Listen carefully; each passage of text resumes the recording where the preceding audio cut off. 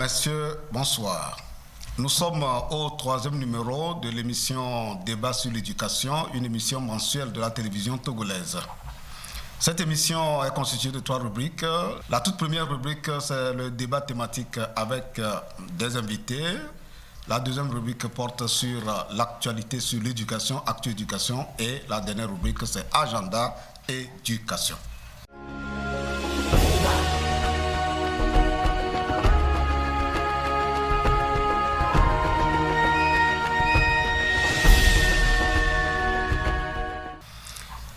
Cet après-midi, il est question sur ce plateau d'explorer le fonctionnement de la ligne verte Allo 1011 et de la valeur ajoutée de la dénonciation par SMS inaugurée depuis le 16 mars 2018.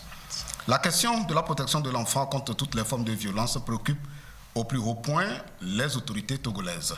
Cette volonté politique s'est matérialisée par la création du dispositif de dénonciation Allo 1011 avec l'appui bien entendu de tous les partenaires engagés sur les questions de protection. Il sera, comme je l'ai dit tantôt, question au cours donc de cette émission d'explorer avec mes invités le fonctionnement de la ligne verte 1011 et la valeur ajoutée de la dénonciation par SMS dont l'inauguration a eu lieu le 16 mars 2018. À mes côtés, j'ai de ma droite vers ma gauche Madame Akoko Wesley. Elle est coordinatrice de la ligne verte Allo 1011. Madame, bonsoir. Bonsoir, et merci d'avoir répondu à notre invitation. Merci, Madame. À ma gauche, j'ai Monsieur Ali Essor. Il est le directeur du projet suivi des droits de l'enfant à plan international Togo. Monsieur Ali, bonsoir. Bonsoir, Marcel. Merci. Quand on parle de la protection de l'enfant, qu'est-ce qu'il faut y entendre, Monsieur Ali? Oh bien, merci beaucoup. La protection de l'enfant, il faut entendre par là un ensemble de mesures, un ensemble de responsabilités, un ensemble d'actions qu'on met en place pour assurer la prévention et la réponse lorsqu'il arrive des situations de violence aux enfants. Donc, pour me résumer, la protection de l'enfant, c'est un dispositif multidimensionnel pour assurer la protection et aussi pour répondre lorsque les cas de violence à l'endroit des enfants surviennent. Tout à fait. Alors, est-ce que c'est selon cette définition que l'État a pris sur lui de mettre au centre de ses préoccupations la question de protection? Exactement. Pour donner un peu de détails sur les mesures, les responsabilités, les actions dont il est question, il faut voir ces responsabilités au niveau étatique, et aussi au niveau des organisations de la société civile, au niveau de la communauté et puis au niveau des familles. Alors pour ce qui concerne l'État, les responsabilités, disons d'abord que l'État est le premier garant de droit dans un pays. L'État est le premier responsable.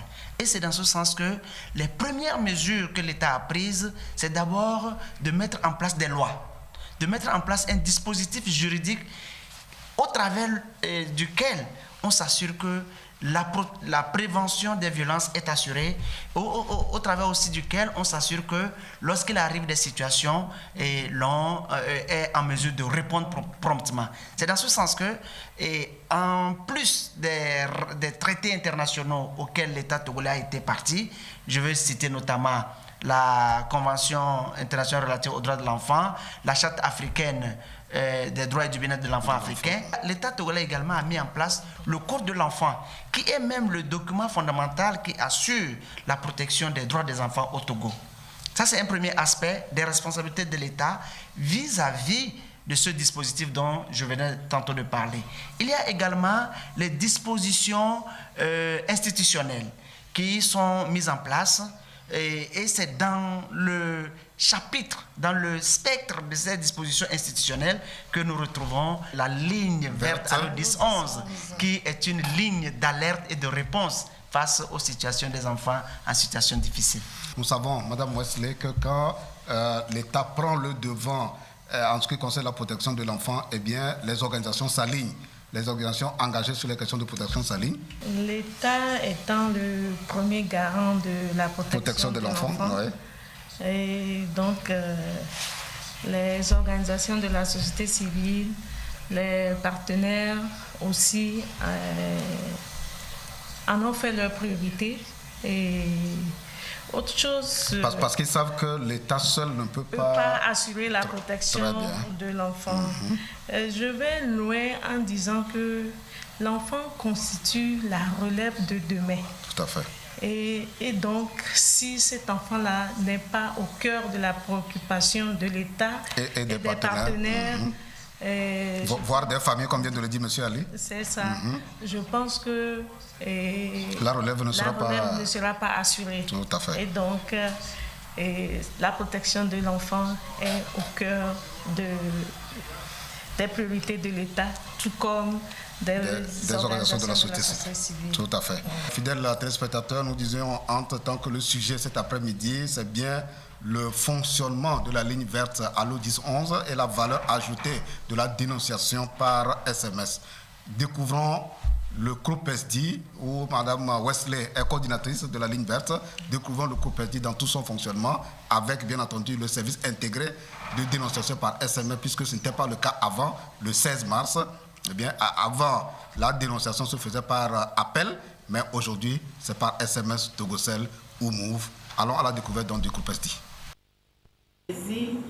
C'est le centre de référence, d'orientation et de prise en charge des enfants en situation difficile. Nous sommes sous tutelle du ministère de l'Action sociale, de la promotion de la femme et de l'alphabétisation. Ici, nous gérons la protection de l'enfant. Richard veut dire témoignage qui permet de recevoir les messages de dénonciation de toute la population. Bonjour, vous êtes dans la salle Boucherdi qui est une plateforme de collecte d'informations et de visualisation cartographique interactive. Donc c'est un système qui est basé sur le SMS qui nous permet d'avoir des informations sur les cas de violence faits aux enfants et ensuite les poster sur la carte du Togo. Et donc quand un enfant est victime ou une personne est témoin d'un cas de violence sur un enfant, il peut, à partir de son portable, Togocel ou Move, envoyer un SMS à Allo 1011. Le message doit contenir certaines informations clés, c'est-à-dire l'âge, le nom, le prénom, le sexe de l'enfant, l'activité de l'enfant, le type de violence et l'adresse avec toutes les précisions possibles et l'auteur de la violence si on le connaît. Donc, le message, aussitôt le message envoyé, celui qui a lancé l'alerte reçoit un accusé de réception. Et donc, le message va dans notre système automatique de gestion des SMS. Et donc, c'est les deux appareils que vous voyez.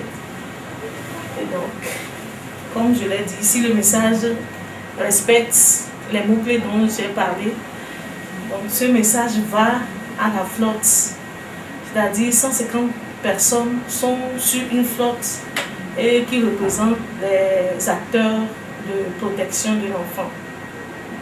Et donc la coordonnatrice est chargée, ou l'acteur social est chargé d'appeler l'agence sociale pour faire le suivi. Quand il va à l'adresse indiquée et que le cas est vrai, il commence la prise en charge. Le deuxième cas de figure que nous avons, c'est que le message est envoyé mais ne respecte pas les mots-clés dont j'ai parlé. Donc il est bloqué dans le système. Mais quand la coordonnatrice constate que ce message contient des informations pertinentes, elle appelle la personne qui a envoyé ou bien les dénonciateurs pour plus de précision. Et après, le communique à l'agence sociale qui est dans la localité. Et donc, quand elle lui demandant de se présenter à l'adresse indiquée, toujours quand il va et que le cas est vrai, il commence la prise en charge. Un aperçu statistique des cas que vous avez pu enregistrer depuis le 16 mars jusqu'à aujourd'hui. Aujourd'hui, 2018. Voilà. Donc, au total, nous avons reçu 6412 SMS, dont 167 ont déclenché l'alerte et 113 cas ont été pointés sur la carte du Togo.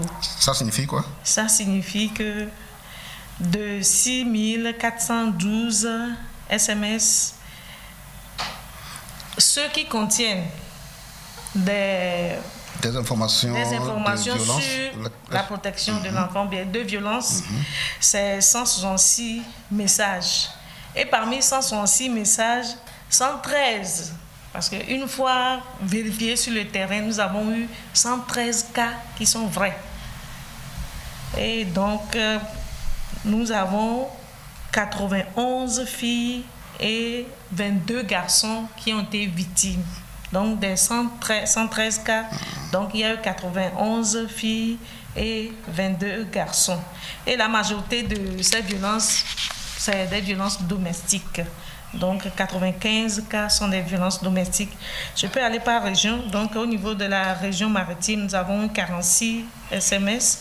Au niveau de la région des plateaux, 19. Au niveau de la région centrale, 43. Au niveau de la 44. Et au niveau de la région des savanes, 1 cas. Alors, on a comme l'impression que il y a eu moins de cas dénoncés par SMS dans les régions Savane, région Kara, que dans la centrale, la maritime. Comment vous pouvez expliquer? Parce qu'ils n'ont pas été formés sur comment envoyer le message ou bien comment ça s'est passé? Oui, je peux dire parce que les préfectures qui sont dans le projet ne couvrent que les régions de plateau et centrale. Oui, parce que nous savons que dans ces préfectures, on a formé quand même les acteurs sur comment formuler le message. Les clubs d'enfants ont été formés. Et donc, la région maritime, parce que Lomé se trouve dans la région maritime, donc la sensibilisation a passé et donc les gens peuvent envoyer ou bien envoient des messages sur 1011 pour signaler des cas de dénonciation. Et je peux dire le chiffre 6412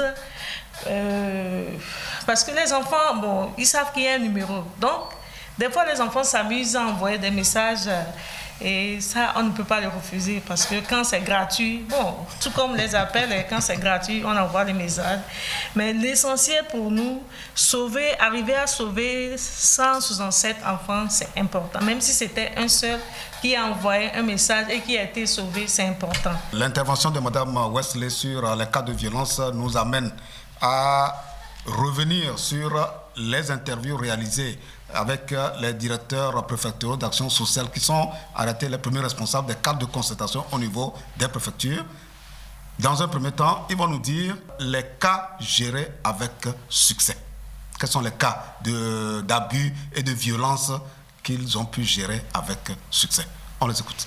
Depuis le lancement de la ligne Allo 1011 au niveau de la préfecture de l'Est-Mono, dont je suis le directeur préfectoral, il y a eu pas mal d'activités qui sont menées. Je voudrais parler par exemple des activités de formation des clubs sur le système, le mécanisme de dénonciation des cas par le système Allo 1011 et par la messagerie Ushaidi. Ensuite, au niveau du cadre de concertation des acteurs de protection de l'enfant, il y a eu des activités de gestion des cas au sein de la préfecture. Et je voudrais donner le nombre, par exemple, de mai 2018 à juillet, couvrant les 3 mois. Nous avons eu à gérer 8 cas, dont 3 cas de viol, 2 cas d'enlèvement, 1 cas de coups et blessures graves et le cas de fugue et autres. Sur les 8 cas, les 2 cas de viol ont été gérés vraiment efficacement et aboutis, puisque les 2 auteurs ont été déférés en prison. Le 3e cas de viol, lui, a été géré à l'amiable Compte tenu de la solidarité qui règne autour des communautés, parce que les gens pensent que non, si on envoie l'auteur en prison, c'est à cause de... Bon. Nous avons eu un cas d'une fille qui était en classe de 5e, qui a fugué de la maison et est venue à notre niveau, et parce qu'elle a commis une faute à la maison où on l'a réprimandée, sa tutrice, puisque ce n'était pas sa maman, elle était chez sa grand-mère qu'elle a réprimandée, elle est venue à notre niveau. Donc quand on est venu, on a appelé la grand-mère et ce n'était pas au niveau de Atapami, c'est un peu loin d'Atapami, au niveau de Akpari. Donc quand on a convoqué la grand-mère, elle n'a pas voulu venir premièrement, mais quand elle est venue, on lui a fait savoir de venir avec un accompagnateur. Et après, on a essayé de discuter avec la grand-mère et l'enfant est reparti aussitôt avec la mère. Donc je considère qu'on n'a pas vraiment fait le travail comme il se doit parce qu'on devait après tout faire le suivi. C'est vrai qu'on a pu retrouver cet enfant, mais on ne sait pas après tout qu'est-ce que la petite est devenue. Il y a eu des cas réussis. Le cas de viol, il y a eu un cas de viol où le papa, ce n'est pas des relations sexuelles forcées. Et répété qu'il a fini par inciter sa fille. Donc c'est l'animatrice qui a saisi l'action sociale et l'action sociale est partie vérifier l'information. Donc l'information est arrivée au niveau de la justice où le papa a été saisi et déféré à la prison civile de Notien. Il y a aussi un autre cas qui m'a vraiment impressionné. C'est toujours un cas de viol. C'est un garçon, il est dans le canton de Tado. Et il a violé une fille que le comité CCD nous a saisi. Et heureusement, l'information est vite arrivée. Et comme nous sommes dans le cadre de concertation, on travaille toujours avec la police. On a saisi la police de Tado qui a arrêté le garçon. Et effectivement, comme on le fait, le garçon a été arrêté, on l'a amené à la justice. Et le juge aussi, ayant entré en contact avec l'information, a joué pleinement son rôle. C'est ça qui m'a vraiment impressionné. Le garçon aussi est à la prison civile de Notien. Et ça sert beaucoup de leçons et aux autres, comme Machiavel a dit, qu'il faut qu'on fasse sauter la tête d'un criminel en public pour que ceux qui tenteront lisent leur avenir et prennent de recul. Ça fait que ceux qui vont tenter, en voyant le sort de ceux qui commettent ces viols, vont vraiment prendre de recul vis-à-vis de ces cas de viol. Au niveau de Sotoua, on a géré 16 cas au total. Et parmi les cas réussis, il faut relever le cas de mariage précoce sur une mineure de 16 ans qui a été interrompu. Le mariage a été annulé.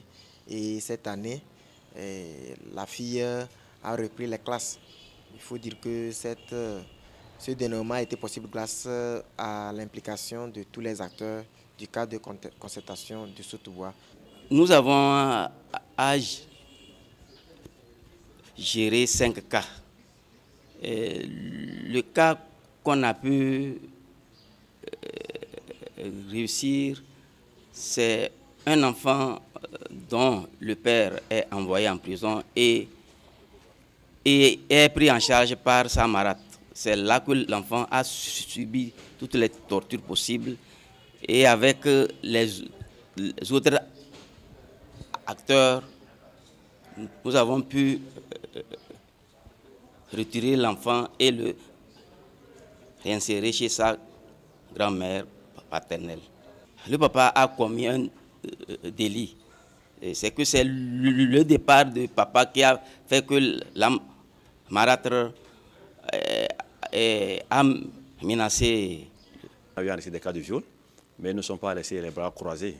Nous avons lutté pour retrouver certains coupables et les traduire devant la justice. Une fille de 12 ans en classe de CM2 a été enceintée par un jeune homme de 19 ans. Et finalement, ils sont allés au Ghana pour se faire avorter. Un avortement provoqué. Dès que nous avons appris la situation, avec un membre du cadre de concertation, on a alerté la gendarmerie et on a fait tout pour prendre ce jeune homme et le mettre devant les mains de la justice à Bassa. Puisque l'inquiétude est quoi? Il y a certains faits qui sont cachés par la population. Les gens ne dénoncent pas. Mais malgré cela, nous faisons des sensibilisations pour que les choses ne se règlent pas à l'amiable. Il faut que les gens soient traduits devant la justice pour qu'on sente que vraiment les enfants ont quand même des protecteurs par rapport à leurs problèmes. Au niveau de Tchamba, il y a eu moins 5 cas, il y a 2 cas de violence. Au niveau d'Assoula, il y a des cas de grossesse précoce. Il y a aussi des cas de fugue où on nous a interpellés pour des cas de trafic des enfants. Et il y a aussi les cas de maltraitance au niveau de la zone de Bago que nous avons traité efficacement. Les cas de violence que nous avons traités, ces 2 personnes, les auteurs sont actuellement en prison. L'outil Ushaidi est une initiative louable que nous devons beaucoup apprécier. Aujourd'hui, nous nous rendons compte que la culture de la dénonciation devient une réalité dans nos communautés. Les acteurs de terrain, notamment les partenaires techniques et les acteurs sociaux, notamment les directeurs préfectoraux, mènent des actions très louables, des actions à apprécier en faveur de la protection de l'enfant.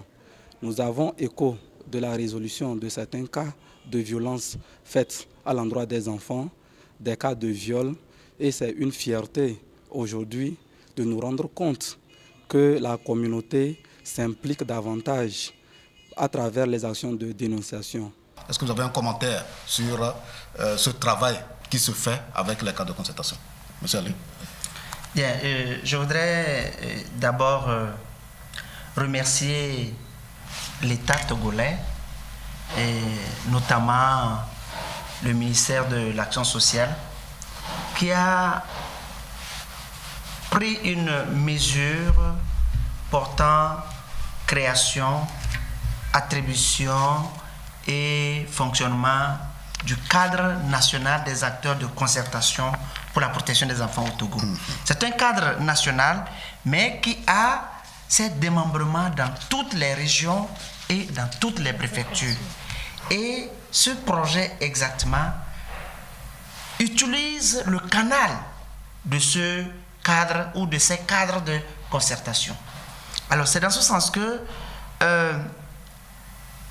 le travail avec les membres de ces cadres de concertation a permis de saisir en temps opportun les cas qui ont été dénoncés et de travailler là-dessus et d'essayer d'apporter la solution qui était espérée dans la mesure du possible.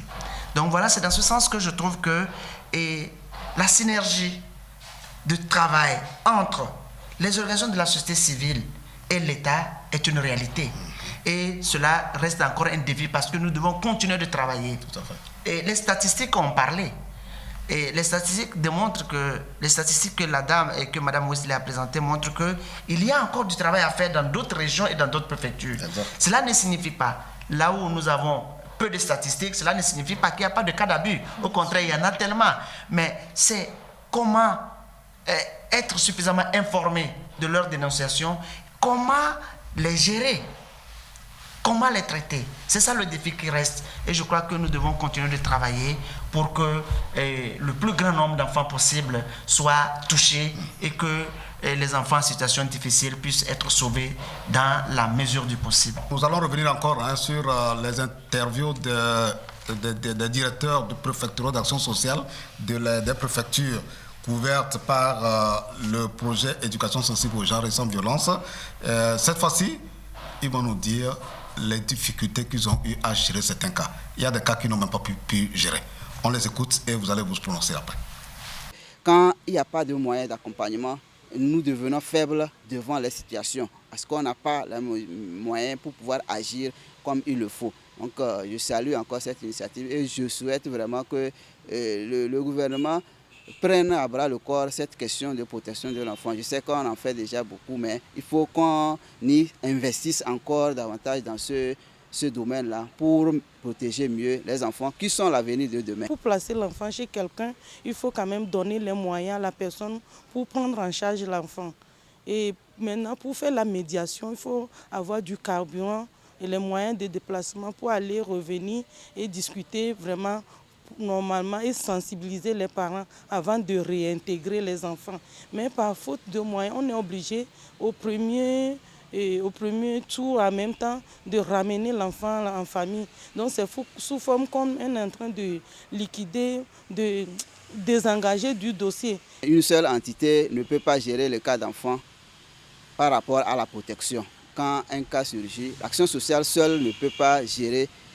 C'est un travail de synergie qui doit se faire entre tous les acteurs, la gendarmerie, la police, l'éducation, la santé, pour que l'enfant qui est en situation puisse trouver vraiment une meilleure prise en charge.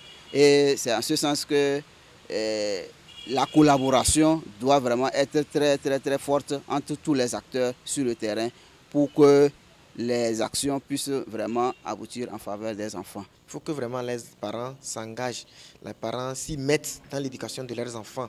Parce que laissés à nous seuls, comme défenseurs des droits des enfants, nous ne pouvons pas aboutir. Il faut vraiment que les parents nous aident à mieux encadrer leurs enfants. Et c'est l'occasion pour moi vraiment d'appeler aussi aux acteurs qui nous appuient de nous aider à faire les sensibilisations et les émissions radiophoniques. Il est vrai que la zone de Djerkbanga est très vaste. On ne peut pas être au four et au moulin.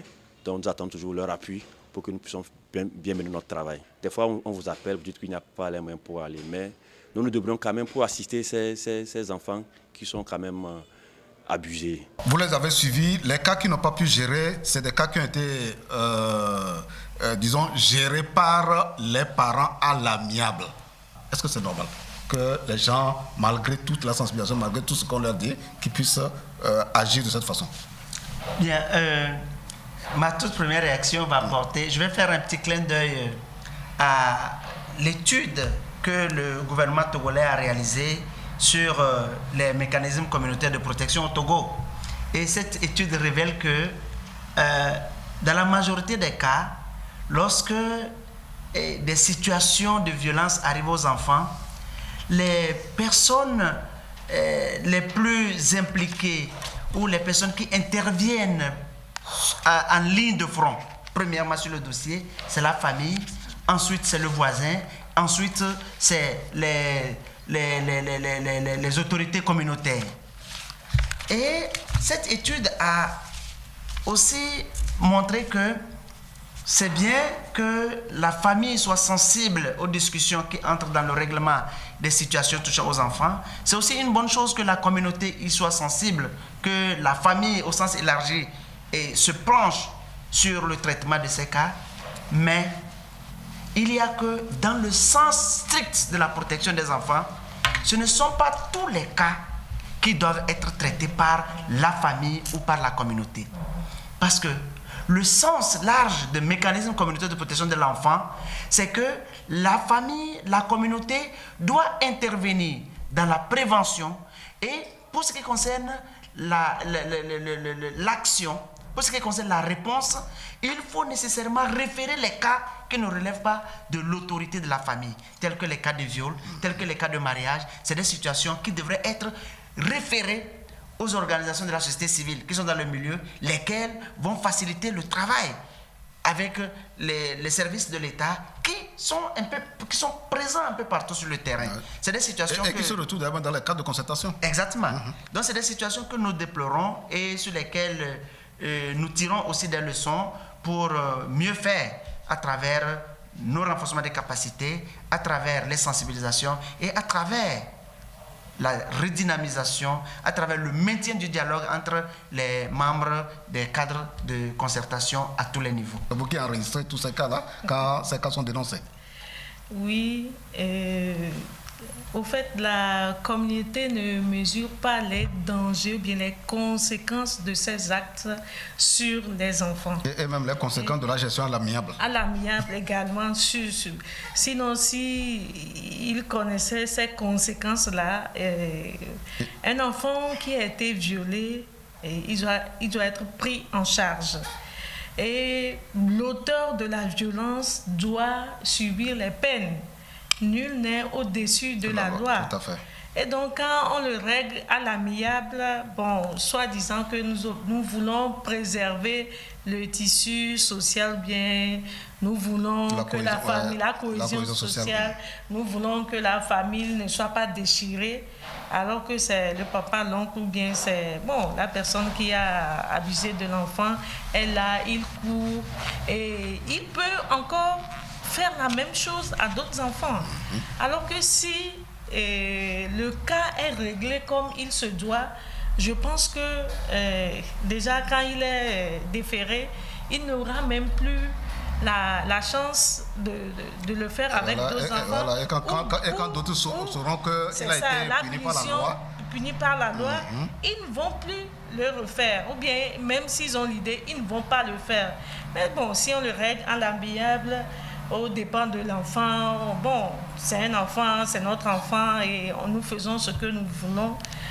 Tout cela n'est pas dans l'intérêt supérieur de cet enfant-là. Tout à fait. Donc, vraiment, les cas réglés à l'amiable sont vraiment des cas à voir de près et que dorénavant, ces situations-là ne se présentent plus.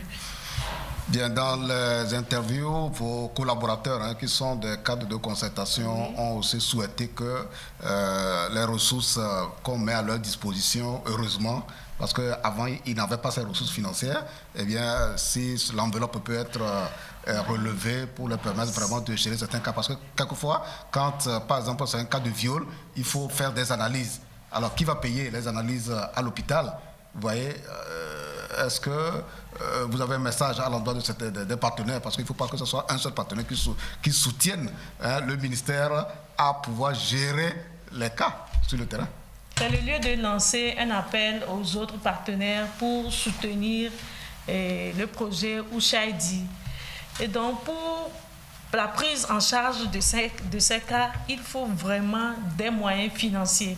Quand je prends l'exemple d'un enfant qui a été violé, il faut l'amener à l'hôpital, les ordonnances sont payantes, la réquisition à médecin, le médecin doit faire des analyses, c'est payant, et la délivrance du certificat du médecin est payant.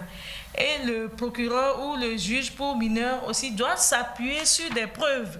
Ce n'est pas vous allez le raconter dans la bouche et bon, il va se mettre à arrêter l'auteur et va croire. Non, sans preuve, lui aussi ne peut pas fonctionner. Donc vraiment, nous avons besoin des moyens financiers pour faire un bon travail. Ça m'amène vers la toute dernière question de cette émission. Quels sont les défis qui doivent être relevés pour que le CROPESDI soit durable?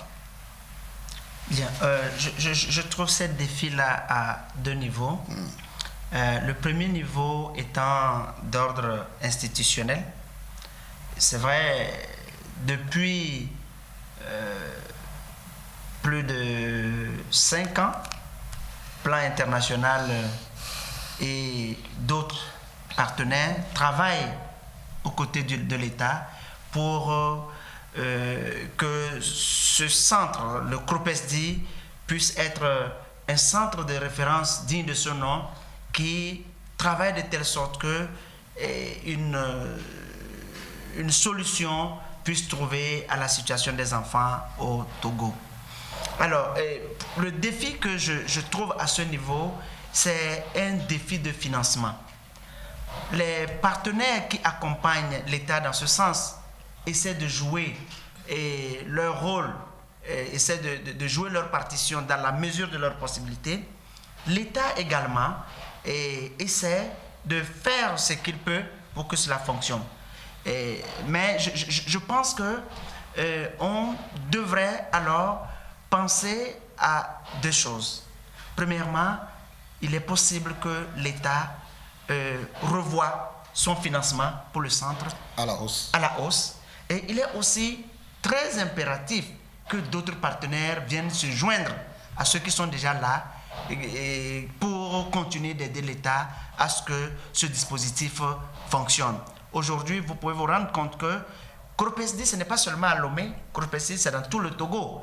Donc, c'est un centre de référence qui a besoin de plus en plus de moyens pour fonctionner, parce que comme Madame vient de le décrire tout à l'heure, il va falloir qu'on continue de soutenir l'intervention sur le terrain. Le second défi auquel je suis en train de penser concerne les communautés. Vous voyez, la lutte que nous sommes en train de mener est une lutte commune.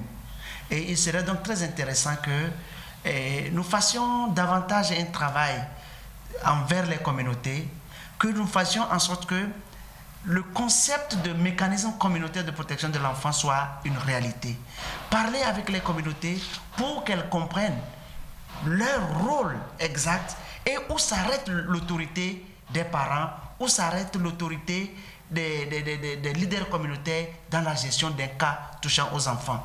Parce qu'il y a un lien entre les initiatives communautaires de protection des enfants et l'intervention de l'État dans la gestion des cas. Il est très important que nous puissions travailler là-dessus. Et aussi pour finir, et la protection des enfants, oui, prévenir et agir. Mais il est aussi très important que nous puissions travailler de telle sorte que les normes et les croyances sociales qui font que ces violences se perpétuent cessent. C'est dans ce sens que nous devons faire un travail énorme de sensibilisation et de travail avec les acteurs communautaires, avec tous les acteurs étatiques et de la société civile pour faire en sorte que ces croyances et normes puissent connaître une diminution dans nos sociétés. Merci, M. Ali. Mme Wesley. Nous avons remarqué que des enfants envoient des messages pour ne rien dire. Et ce n'est pas bon parce que c'est des coûts énormes. Même si c'est gratuit, tu restes dans ta chambre, tu envoies le message, mais c'est des coûts énormes. Envoyer des messages pour dénoncer les cas de violence sur les enfants, mais envoyer des vrais messages et, je peux dire, sensibiliser les autres également, ces pères. Nous tenons à remercier nos invités, M. Ali, de Plan International Togo, Mme Wesley du groupe SD. Elle relève de la Direction générale de la protection de l'enfant, donc du ministère de l'Action sociale. Merci de nous avoir suffisamment éclairés, suffisamment analysés, commentés, nous avoir donné tous les conseils, surtout pour les enfants qui doivent dénoncer les vrais cas. Et un appel également a été lancé à l'endroit des partenaires pour qu'ils se joignent à ceux qui soutiennent déjà le groupe SD pour sa fonctionnalité, sa pérennité, afin que les ressources conséquentes soient mises à la disposition du groupe SD pour que le groupe SD puisse continuer de faire le travail de protection qui est le sien. Nous tenons donc à remercier donc les invités pour leur présence. Nous venons donc de boucler la rubrique débat thématique. Nous allons ouvrir la rubrique Actu Éducation.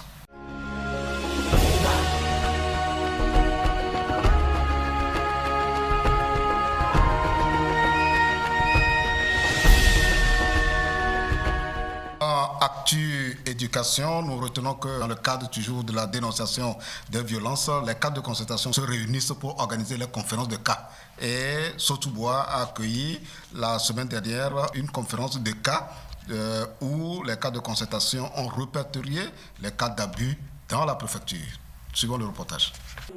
À travers les fiches d'évaluation communautaire. Toutes les questions relatives à la protection des enfants sont dénoncées au niveau du cadre de protection dont le responsable est le service de l'action sociale. C'est dans ce cadre que, après des multiples actions menées au niveau de la préfecture, il fallait initier une conférence pour que chaque acteur échange autour de cette question, trouver une meilleure stratégie. Aujourd'hui, toutes les actions menées n'ont pas encore abouti. Il y a encore des difficultés en termes de protection, telles que dans les communautés, on a sensibilisé pour que les gens dénoncent des cas d'abus, mais ils ne le font pas encore parce qu'il y a des représailles. Dans le cadre de la Journée internationale de la fille, l'initiative Les filles aux commandes ne s'est pas arrêtée à Lomé.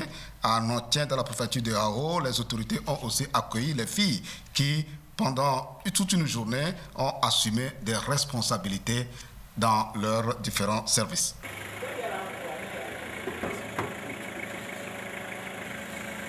Tout à l'heure, vous avez vu comment la jeune fille a fait des prestations. et c'est une bonne chose. Donc c'est un projet qu'on doit encourager les jeunes filles à apprendre à commander, à diriger. Donc mes impressions sont bonnes et je pense que c'est une bonne initiative. Ça m'a permis de m'affirmer et de me projeter déjà dans le futur. Et avec mon assistant qui m'a permis de goûter à son poste, c'est tellement impressionnant. Au départ, on n'a rien compris, mais sincèrement, ça nous a fait du bien. Parce que nous, les femmes, on croit que nous sommes les dernières. On croit que toujours, il faut que les hommes restent devant, les hommes décident.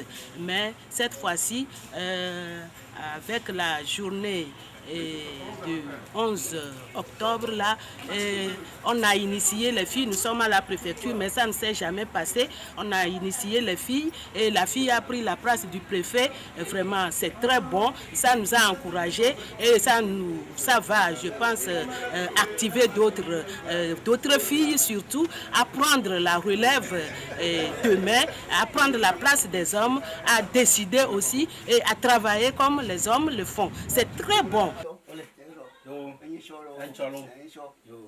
La coalition nationale togolaise pour l'éducation pour tous et en CFA ont organisé du 26 au 27 novembre dernier une rencontre internationale appelée Forum politique avec 37 coalitions d'Afrique. Il était question de mutualiser les connaissances dans le cadre du Fonds de la société civile pour l'éducation où les coalitions font le plaidoyer, la mobilisation sociale, la communication sur les questions éducatives. Le deuxième numéro du journal de l'émission Débat sur l'éducation est sur la toile. Voici la page.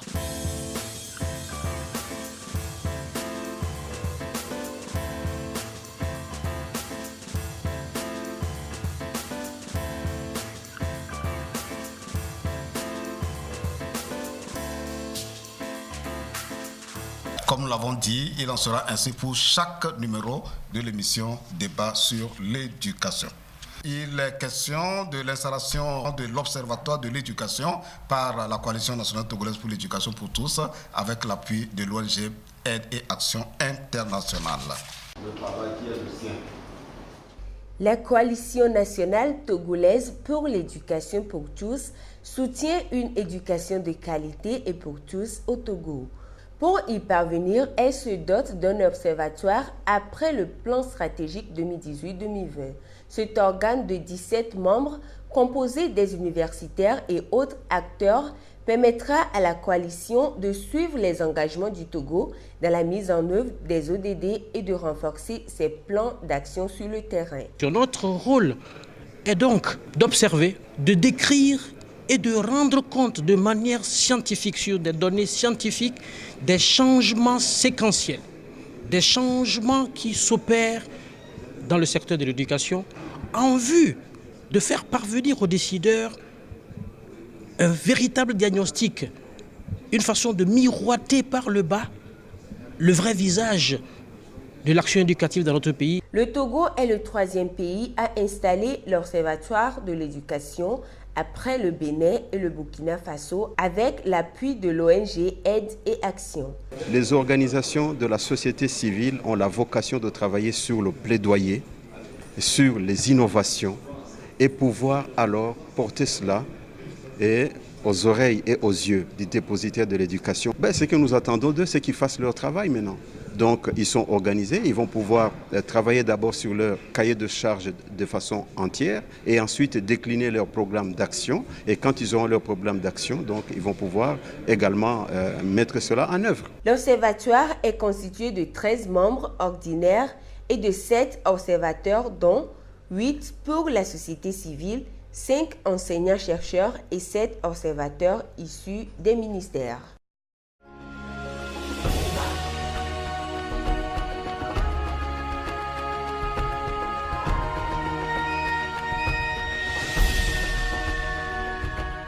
Dans la rubrique Agenda Éducation, le ministère de la Santé va faire des visites médicales systématiques dans les établissements scolaires du Togo.